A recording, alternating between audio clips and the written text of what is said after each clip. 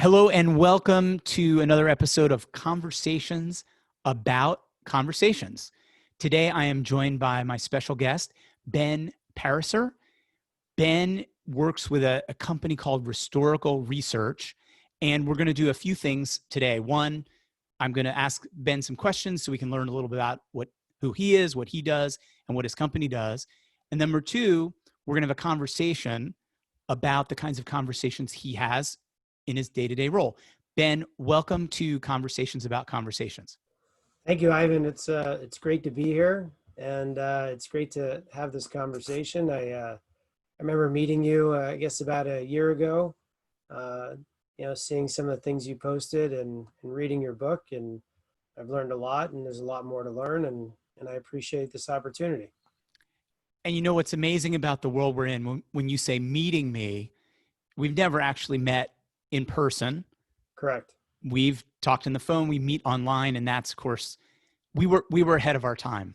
What can I say? That's right. We were pre-COVID, social media introduced.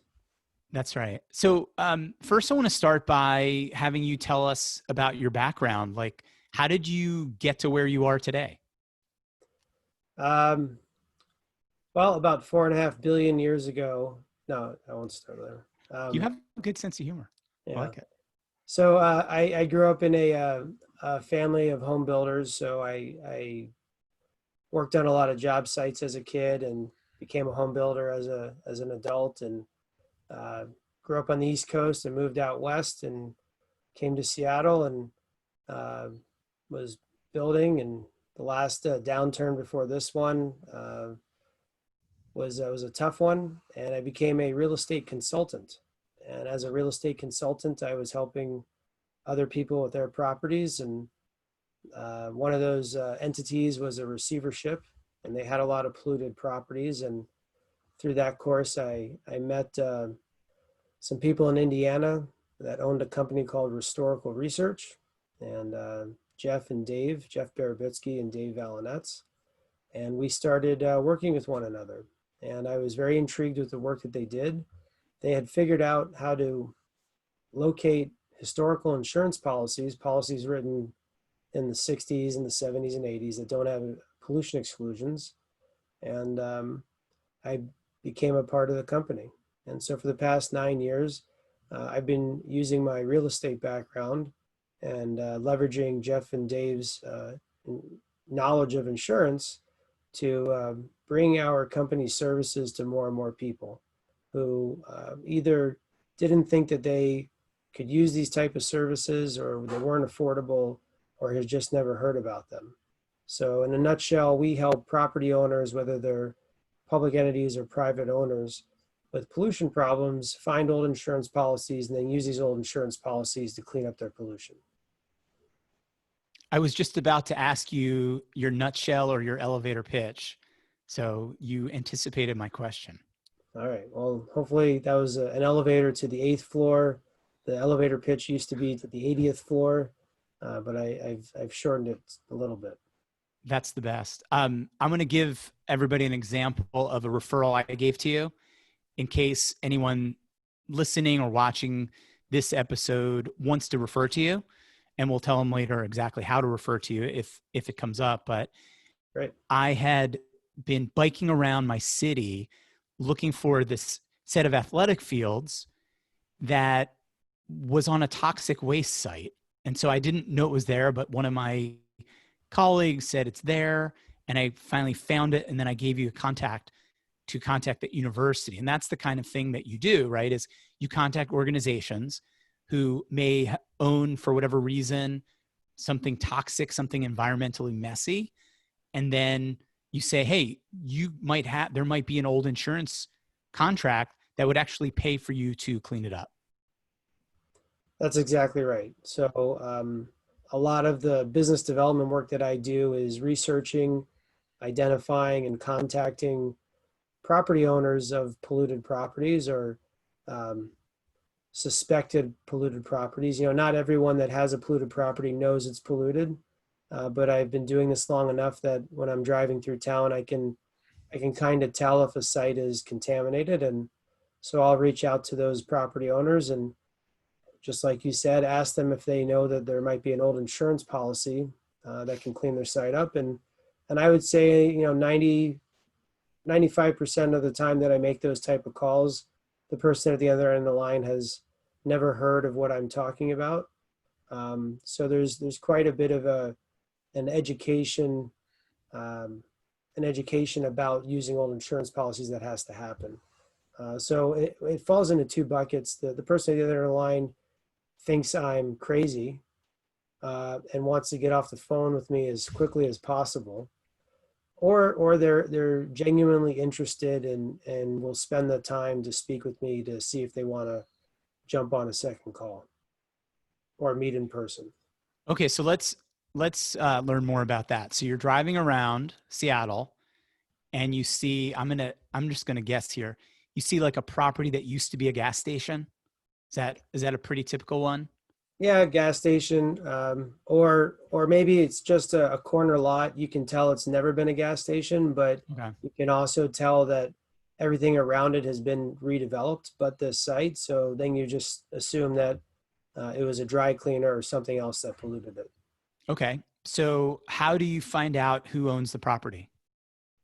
I mean, the simplest thing is, in today's day and age, every county has a GIS system.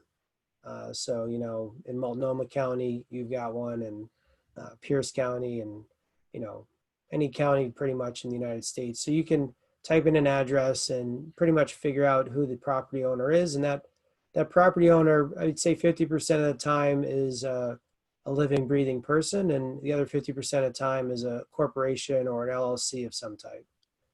How does the living, breathing person differ from the way you'd approach an individual? Well, the living person is just easier to find because, you know, using readily available tools, you can find out are they on LinkedIn? Do they have a social media presence somewhere else? Are they in the white pages?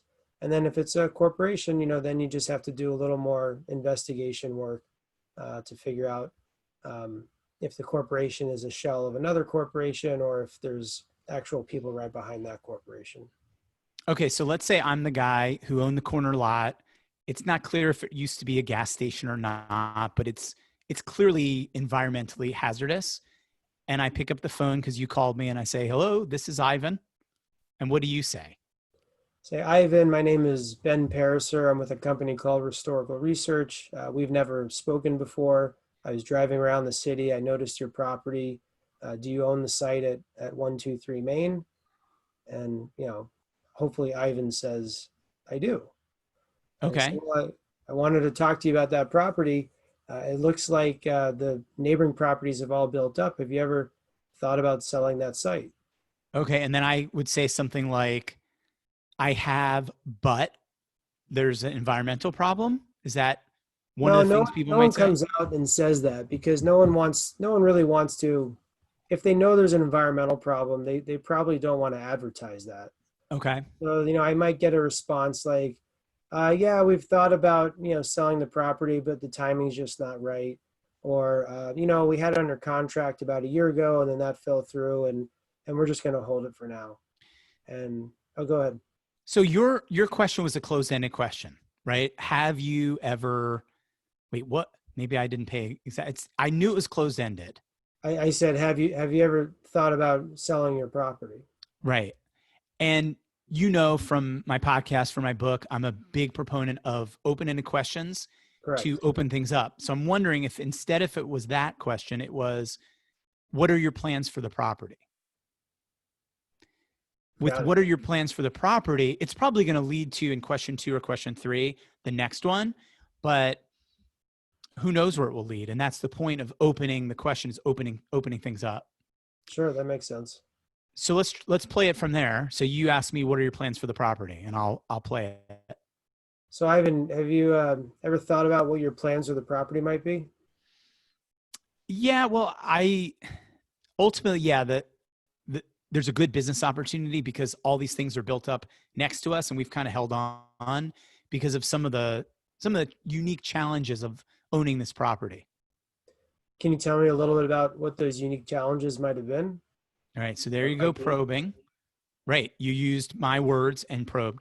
Um, Unique challenges. Well, I mean, there's tanks underneath the ground. Like, I don't even know if they've been treated or tested. And we've kind of, I probably shouldn't be admitting this to someone who's just cold calling me, but we probably should have it looked at by somebody. We don't want to go to the city. We don't know what the city's going to tell us to do, but I mean, are there people who could give us some advice on this? I certainly know a lot of people that can help you investigate that type of an issue, and I'd be happy to give you some names if you're interested in that. How did you come to find out about those tanks? Um, just kind of rumor from the person that we bought the property from. Just Oh, kind of he kind of insinuated it, so it's hard to substantiate it. Actually, so about how long ago did you actually buy the property? 10 years ago. All right. And is that from someone that was a local person that's still around, or did they like sell the property to you and then decide to move to Arizona? How did you know? That's it. That's exactly where they decided to move. But I'm still in touch with them. So why do you ask? Well, did they own the property for like a long time before they sold it to you? I don't know. So I was looking at your property. I did a little bit of research, and it looks like, based off of publicly available information, that they probably owned the property for about 35 plus years before they sold it to you. And if that's the case, if you have some type of contamination from those tanks, uh, those people that are now in Arizona likely have an old insurance policy, as weird as that sounds, that could potentially fund the cleanup if there's one to be had for those tanks. So how do we proceed from here? I would like your help. Sure. Uh, I guess I'll send you a copy of our contract. You can take a look at it. It's a pretty easy read, and it's in a Word document. So if there's anything that you'd like to edit, you should feel free to do that. If you have a business partner or an attorney, you should have them take a look at it. And once we have a contract between us, we get started. We work on a contingency fee basis. We charge a small amount of money to do the initial research, and then the rest of the work that we do um, is based off of getting an insurance company, with the help of your attorney, to fund the cleanup. Sounds good to me. Great. Now, now I played it relatively easy and open and straightforward. How Yes, you how did. realistic did I do? I think that probably falls in the maybe 10 to 15 percentile. Uh, Of easy. yeah, right. Yeah. So if I make 100 calls, maybe, if I make 100 calls where someone is responsive, maybe 10 to 15 of them will be like that. And how many calls do you need to make to get 100 that are somewhat responsive? Just off the top of my head, I think probably 400 or 500. Wow. Yeah. And how many attempts will you make a week in general? For the same individual. No, just in aggregate. You know, um, I think before COVID, when I was in an office, and I think when there was more structure to my day, and not only my day, but more structure to everybody else's day, I could make anywhere from 20 to 30 calls in a day. So And 20 to 30. Yeah. those would be mixed between, those would probably be just cold calls, but then I would have probably another 15 to 20 calls that were um, scheduled, or people that I'd already made contact with. So, Excellent. that's a large part of my day pre-COVID. And I think now that's probably been cut in half or to a third. Okay. But In one, the difference is now, um, for whatever the reasons are, and we can talk about that. I'm finding that anybody who I want to reach, I can reach right now. interesting. And so, whereas I might make 20 calls pre-COVID, cold calls, I might get someone on the other end of the line, maybe 50% of the time. I'm now getting someone on the other end of the line 75 or 80% of the time. So I'm making less calls, but I'm having more contact. I'm having more conversation from a lower volume. What's like the hardest scenario on the other side of the bell curve? What is just the standard? You're a cold caller. I don't have any of those horror stories where the other person is, I caught them at the worst time, and they just feel like yelling at someone, and I'm the recipient of their situation. Um, the worst calls are the ones where they hear the word insurance come out of my mouth, Mm-hmm.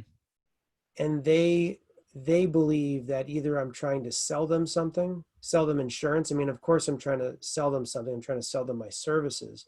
Right. They believe I'm trying to sell them an insurance product, or the word insurance is so institutionalized in their mind as a horror story that they want nothing to do with any further conversation. So that would probably be the worst, because it's very difficult to overcome somebody's experience over their lifetime in a phone call.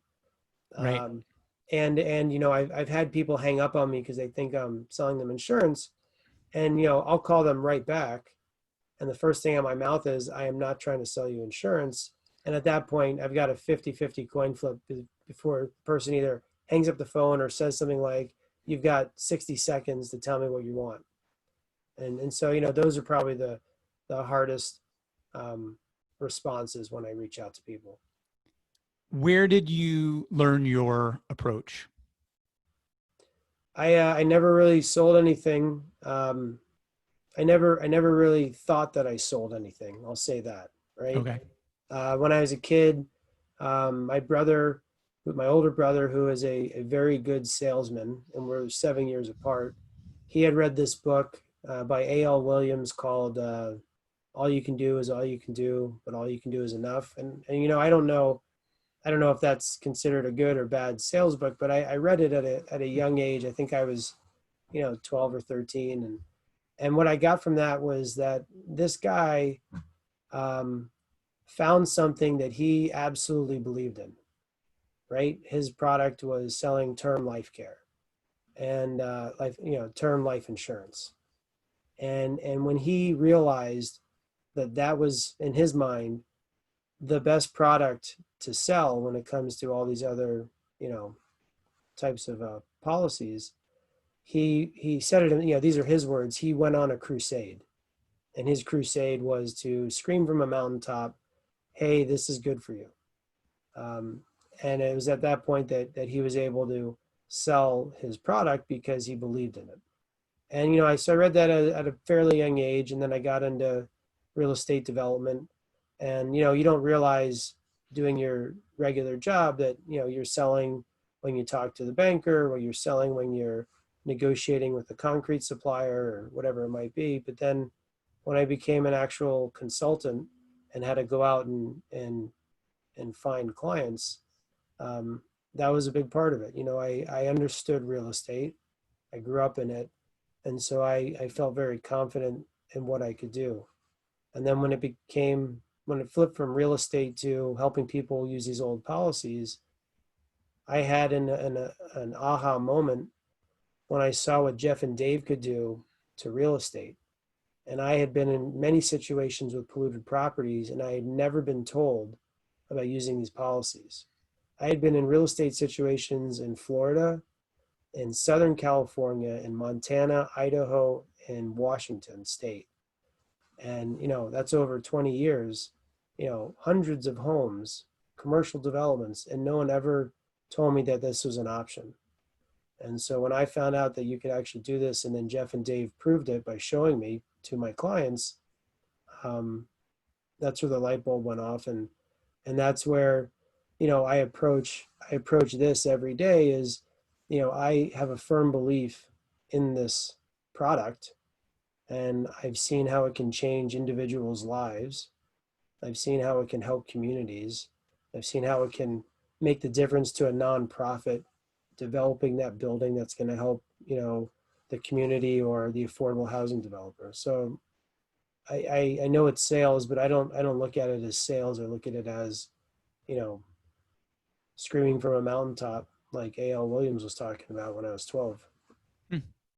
Yeah, you're really passionate about the difference that your company makes. Right. Yeah, it's a good feeling, we certainly have clients who are developers and or wealthy families or well-off institutions, but I'd say that the majority of our clients are you know people that own one property, and that property is the difference between them retiring and having a nest egg or not. Right. And so when you can we just got hired from this nice lady whose father has owned a gas station for 70 years, and they've been trying to sell it for the past 15, and she'd never heard about it. I was speaking to her, and they hired us, and we found their policies, and they're on their way to getting an insurance company to clean up this gas station of theirs. And it's a fairly healthy real estate market where this property is in a good location. So they've already got an offer for someone to buy their property at a market value versus a reduced price based off of this liability. So it's cool, and for them, this is a big deal. Yes, it is. When Yeah. we bought our house, there was an oil tank buried underneath the driveway. And the nice thing was the seller needed to handle it before they could sell the property. And so they hired a firm, and this just always tickles my funny bone. The firm is called Tanks a Lot, Right. and Tanks a Lot's job was to, go in, dig in, bore a hole, take a sample, and then fully decommission the oil tank before we could buy the property. But just Tanks a Lot was, it doesn't exist anymore. But do you also get involved in that? Like, so you find the policies, you research that. So all the owner of the property has to do is basically let the insurance do its thing.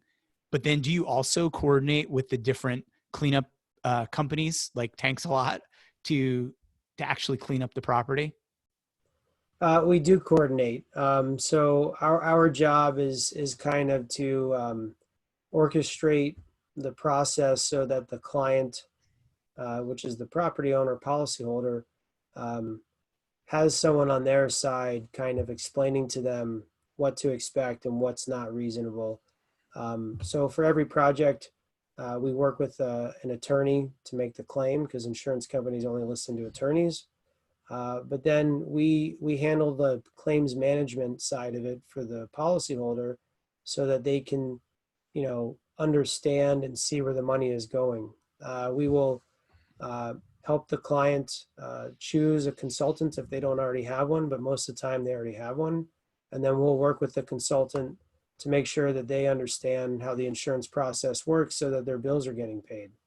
So, the consultant is using the correct language in the invoice. The consultant is getting the invoice to the right person at the right time. And if the money is flowing, the project is being, completed. So we try and be like a consigliere to our client.